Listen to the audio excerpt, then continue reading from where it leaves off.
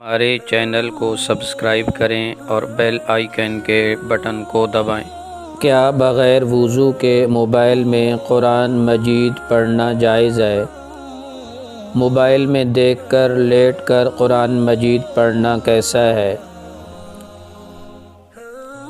جب موبائل میں قرآن application display ہو تو اس وقت بغیر وضو کے اسکرین چھونے کی اجازت نہیں ہے۔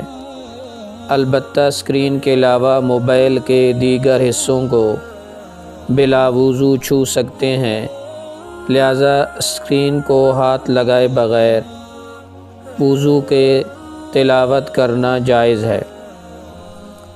قرآن مجید کی تلاوت کے آداب میں سے ہے کہ باوضو ہو کر پاک جگہ پر بیٹھ کر تلاوت کی جائے۔